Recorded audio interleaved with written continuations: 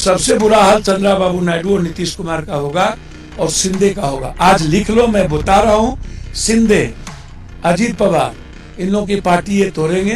किसको छोड़ा है? चुनाव आयोग तो नौकर है, नौकर को आप भड़का चोर बनाना चाहते हो। इनके पास कब्रिस्तान, शमशान, ईद, बकरीद, जिन्ना, पाकिस्तान, ये सब मुद्दे। खैरात बांटोगे चुनाव के पहले तो वो जनता का पैसा नहीं जा रहा है। आप जो 2 करोड़ का मंच बना करके जाते हो, जनता का पैसा नहीं जा रहा है। अब हमको बताओ, 6 साल अटल जी, 11 साल मोदी जी, 300 पहले था। आज इनके पास संख्या भी नहीं है। ये मुद्दों को हमेशा उलझा के रखने की इनकी प्रवृत्ति। इन्होंने कोई एक रिफॉर्म की बात बोलो। नोटबंदी के बाद दोबारा चर्चा हुई, जीएसटी के रिफॉर्म पर फिर कभी बातचीत होती है, जाली नोट पर कभी दोबारा बात हुई कि क्या आया, क्या नहीं आया, कितना नहीं आया, कहाँ है। ब्लैक मनी पर बातचीत हुई, 15 लाख रुपये पर बातचीत हुई, ब्लैक मनी लाने पर कोई चर्चा हुई। आप किसी मुद्दों को, 2 करोड़ नौकरी पर फिर दोबारा चर्चा हुआ, रिजर्वेशन पर चर्चा हुआ, जाति जनगणना पर चर्चा हुआ। आप किसी मुद्दों को उठा करके देख लो, कोई भी मुद्दा, आपको लगेगा कि किसी भी परिस्थिति में ये बस इनके पास 2 मुद्दे हैं। एक मुद्दा है बांटो राज करो। अंग्रेज और हिटलर ने जिस तरीके से राज किया था, फूट डालो शासन करो। एक इनके पास ये मुद्दा है।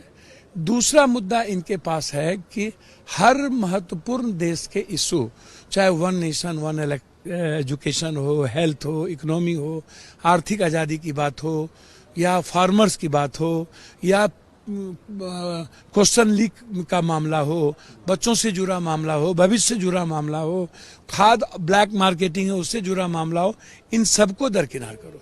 इनके पास कब्रिस्तान, शमशान, ईद, बकरीद, जिन्ना, पाकिस्तान, ये सब मुद्दे इनके पास। आप हमको सीधा ही बोलते हैं कि बाबा साहब अम्बेडकर को मैं मानता हूं। 2 दिन पहले इन्होंने क्या कहा, बोला कि मैं परिवारवाद खत्म कर दूंगा और भ्रष्टाचार खत्म कर दूंगा।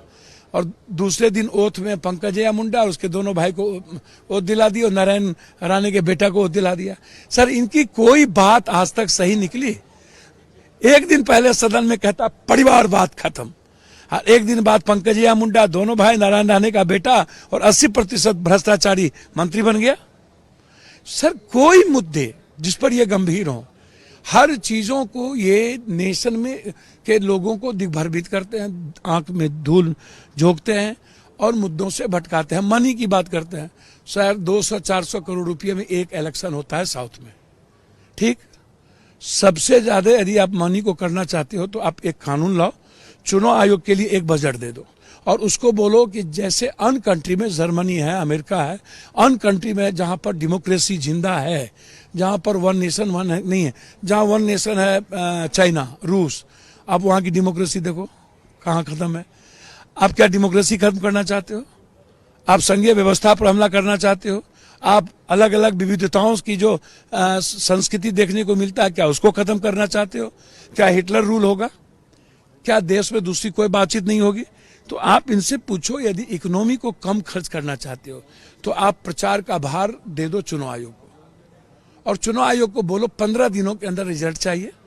आप सभा आप करिए, उस मंच पर आप लाइए, 1 सभा कीजिए या 4 सभा, 6 सभा करो, 6 विधानसभा में, और सबको बोलो उस मंच पे जाए, अपनी बात रखे, जनता जिसको वोट देना हो दे, क्लियर करे। तो आप ये कानून लाओगे नहीं। आप खैरात बांटोगे चुनाव के पहले तो वो जनता का पैसा नहीं जा रहा है। 84 करोड़ लोगों को जो आप अरबा चावल दे रहे हो, जनता का पैसा नहीं दे रहा है।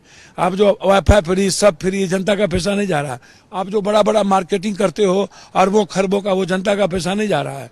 आप जो 2 करोड़ का मंच बना करके जाते हो, जनता का पैसा नहीं जा रहा है। आप रोको उसको। मतलब 362 इनको पूरना नहीं है, संविधान बदलना नहीं है, बस मुद्दे को भटका के रखना है। और एक आप व्यक्ति की गणेश परिक्रमा करो और एक ही व्यक्ति के बारे में बोलते रहो। बस सदन इसी के लिए, एक व्यक्ति के लिए इनके पास कोई व्हील नहीं है।